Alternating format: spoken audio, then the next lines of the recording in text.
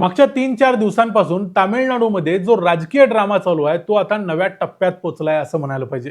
कारण आतापर्यंत डीएमके आणि एडीएमकेनं हे दाखवून दिलंय की राजकारणातले ते जुने खेळाडू आहेत आणि तामिळनाडूमध्ये नव्यानं उदयास आलेल्या विजय यांच्या पक्षानं या निवडणुकीच्या आखाड्यामध्ये जरी तामिळनाडूतल्या सगळ्या पक्षांना मात दिली असली तरी डीएमकेच्या स्टॅलिननी हे दाखवून दिलंय की निवडणुकीच्या नंतरचे राजकारण असतं त्या राजकारणात खरे पैलवान हे तामिळनाडूचे स्टॅलिनच आहेत. आता तर काही सोर्सेस असं म्हणतायत की तामिळनाडूमध्ये डीएमके आणि एडीएमके हे तामिळनाडूमधले एकमेकांचे जे कट्टर वैरी आहेत ते एकत्र येऊ शकतात आणि आपली एक नवीन मोठ बांधून सरकार स्थापन करू शकतात. आणि अशा बातम्या आल्यापासून टीव्हीकेचे जे सपोर्टर्स आहेत ते वैतागलेले आहेत, टीव्हीकेचे आमदार देखील वैतागलेले आहेत. कारण आतापर्यंत थलपतीनं चित्रपटामध्ये काहीही भूमिका केल्या असल्या तरी प्रत्यक्ष जमिनीवरचं राजकारण वेगळं असतं. आतापर्यंत त्यांनी तामिळनाडूतल्या सगळ्या पक्षांच्या दारामध्ये आपल्या चप्पल झिजवलेले आहेत, पण तरीही त्यांना 118 हा नंबर काही गाठता आलेला नाही.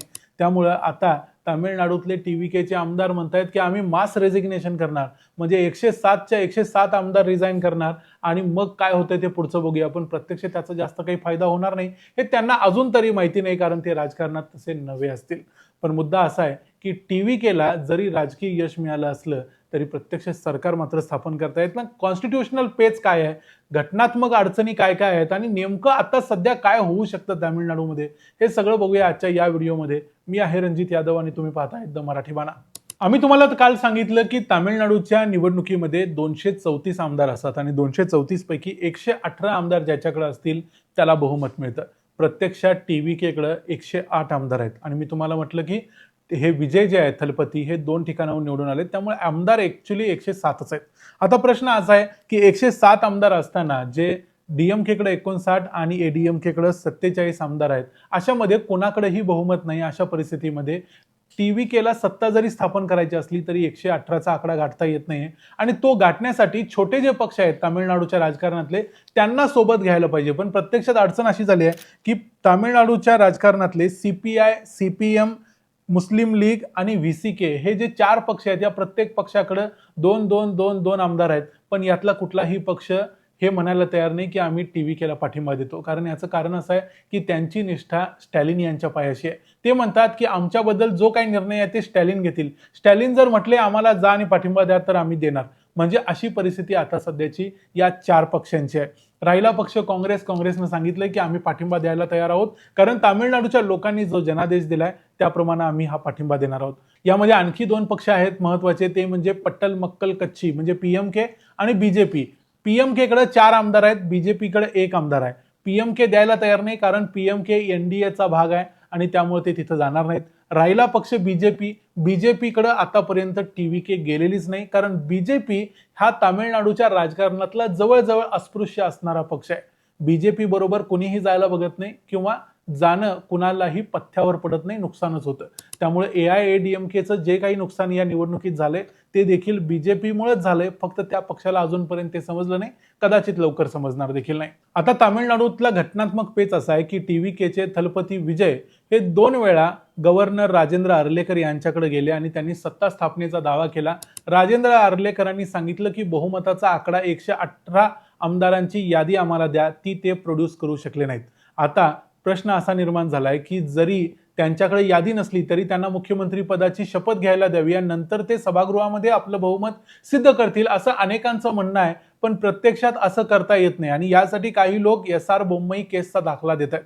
एस.आर. बोम्मई केस बद्दल मी तुम्हाला थोडक्यात सांगतो, कारण काही लोक म्हणतायत की राज्यपालांनी अशा पद्धतीची मुभा त्या मुख्यमंत्र्यांना द्यायला पाहिजे. एकदा शपथविधी झाला की नंतर ते आपलं बहुमत सिद्ध करता येईल. एस.आर. बोम्मई केसमध्ये काय झालेलं होतं, एस.आर. बोम्मई नावाचे कर्नाटकचे मुख्यमंत्री होते आणि त्यांच्या वेळेला असं झालं होतं की त्यांनी आपलं बहुमत गमावलं. आता बहुमत गमावल्यानंतर राज्यपालांनी सांगितलं तुमचं बहुमत गेलेलं आहे, आता तुम्ही राजीनामा द्या. त्यावेळेला एस.आर. बोम्मई म्हणाले की माझं बहुमत गमावलंय हे तुम्हाला कसं कळलं? मी सभागृहात येतो आणि माझं बहुमत सिद्ध करतो. मला सभागृहात बहुमत सिद्ध करायची संधी तुम्ही द्यायला पाहिजे. आणि हा खटला जेव्हा सुप्रीम कोर्टात गेला तेव्हा सुप्रीम कोर्टाने सांगितलं की राज्यपालांना निर्णय घेण्याचा अधिकार नाही, जो काही निर्णय आहे तो सभागृहात झाला पाहिजे. सभागृहात जर बहुमत सिद्ध झालं तर ते मुख्यमंत्री राहतील, अन्यथा राहणार नाहीत. राज्यपालांना ठरवता येणार नाही. पण याच्यामध्ये जे काही सांगितलंय, जो सुप्रीम कोर्टाचा निर्णय आहे, जे जजमेंटची कॉपी आहे, त्यातल्या 396 नंबरच्या पानावरती असं सांगितलंय की हा निर्णय ज्यावेळेला एखादा मुख्यमंत्री पदावर असतो आणि तो बहुमत गमावतो त्यावेळी लागू असेल. जेव्हा एखादी नवीन विधानसभा निर्मित होते, नवीन विधानसभा तयार होते, त्यावेळेला नवीन मुख्यमंत्री निवडायच्या वेळेला हा निर्णय लागू असणार नाही. म्हणजे टेक्निकली राजेंद्र अर्लेकर जे तामिळनाडूचे आत्ताचे गव्हर्नर आहेत, त्यांनी जो काही निर्णय घेतलाय तो बरोबर आहे. ते कुठेही चुकलेले नाहीत. त्यांनी सांगितलं की बहुमताचा आकडा असेल तरच तुम्ही सभागृहात या आणि आकडा सिद्ध करा. अगोदरच तुमच्याकडे आकडा आहे असं राज्यपाल गृहीत धरणार नाहीत.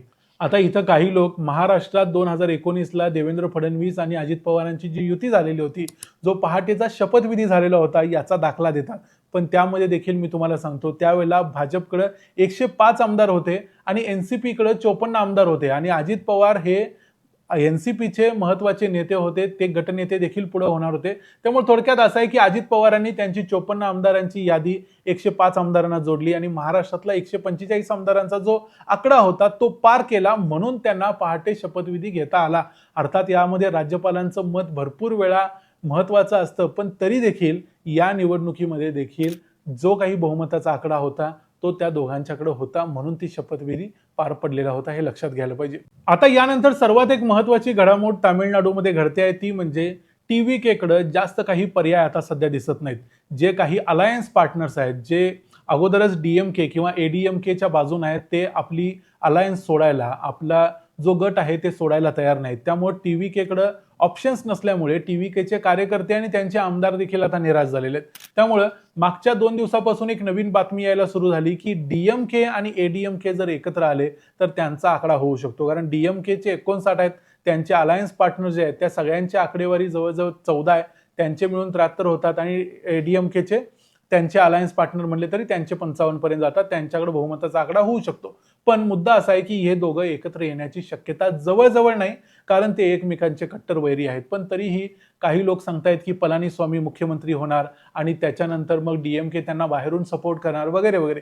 या गोष्टी प्रॅक्टिकली जवळजवळ अशक्य असल्या तरी टीव्हीकेच्या कार्यकर्त्यांना नाराज करायला आणि डिस्करेज करायला त्या पुरेशा आहेत. त्यामुळं असे काही रिपोर्ट्स येत आहेत की ज्यामध्ये टीव्हीकेचे आमदार आता म्हणतायत की आम्ही मास रेजिग्नेशन करणार. म्हणजे 107च्या 107 टीव्हीकेचे आमदार आपला राजीनामा ठोकून देणार आणि पुन्हा एकदा सगळ्या निवडणुका लागणार. पण प्रत्यक्षात सगळ्या निवडणुका पुन्हा लागत नाहीत. ज्या आमदारांनी राजीनामा दिलाय त्या आमदाराची एक पोटनिवडणूक पकडली जाते आणि पुढच्या 6 महिन्याच्या आत पुन्हा सगळ्या पोटनिवडणुका घेतल्या जातील. यामध्ये नुकसान होईल ते टीव्हीकेचंच होईल. यामध्ये कुठल्याही सरकारला काही फटका बसणार नाही. जे सरकार आहे ते सरकारचा एकूण जो शिल्लक राहिलेला आकडा असेल 234 वजा 107 करून जो आकडा शिल्लक राहील त्याप्रमाणे नवीन मुख्यमंत्री होईल आणि राजकारण चालू राहील. जो काही फटका बसेल तो टीव्हीकेला बसेल. पण टीव्हीकेच्या लोकांना इतकं सारं काही गोष्टी माहिती नसल्यामुळे ते अशा प्रकारच्या प्रतिक्रिया देत आहेत. बरेचसे त्यांचे कार्यकर्ते आणि आमदार देखील चित्रपटांचे चाहते आणि फॅन्स आहेत विजयचे, त्यामुळे ते अशा पद्धतीच्या गोष्टी करत असतील. पण या सगळ्यातून एक गोष्ट दिसते आहे, ती म्हणजे डीएमके आणि स्टॅलिन यांची तामिळनाडूच्या राजकारणावर असलेली पकड. एमके स्टॅलिन कदाचित टीव्हीकेला संधी देतील, कदाचित ते आपल्या अलायन्स पार्टनरना सांगतील सीपीआय सीपीएमला किंवा मुस्लिम लीगला की तुम्ही जाऊन टीव्हीकेला सपोर्ट करा आणि त्यांचं सरकार स्थिर करा. पण हे करण्याच्या अगोदर ते टीव्हीकेला आणि थलपती विजयला चांगलं झुंजवताना दिसतात. एडीएमकेला माहिती आहे की एकदा टीव्हीके तामिळनाडूच्या राजकारणात सेटल झाली की इथून पुढचं तामिळनाडूचं राजकारण डीएमके विरुद्ध टीव्हीके अशाच पद्धतीने होत राहील. आणि आता एडीएमकेकडे जयललितांसारखी महत्वाची नेता देखील नाही, त्यामुळे त्यांचं अस्तित्व जवळजवळ संपण्याची शक्यता आहे. त्यामुळे या सगळ्या गोष्टींचा विचार केला तर एक लक्षात येतं की तामिळनाडूच्या राजकारणामध्ये स्टॅलिन यांचं स्थान अजूनही भक्कम आहे आणि टीव्हीकेचे नेते विजय जरी सुपरस्टार आले, चित्रपटामध्ये त्यांचा भला मोठा करिश्मा असला तरी प्रत्यक्षामध्ये मात्र राजकारणात त्यांना अजून बरेच खेळ खेळायचे आहेत. बऱ्याच वेळा त्यांना झुंजवलं जाईल, अनेक परीक्षा त्यांना द्यायच्या आहेत. या सगळ्या घडामोडींच्या बद्दल तुम्हाला काय वाटतं ते आम्हाला कमेंट्समध्ये जरूर सांगा. व्हिडिओ आवडला असेल तर व्हिडिओला लाईक करा, चॅनलला सबस्क्राईब करा. पुन्हा भेटू पुढच्या व्हिडिओमध्ये. तोपर्यंत पाहत राहा द मराठी बाणा. जय हिंद, जय महाराष्ट्र.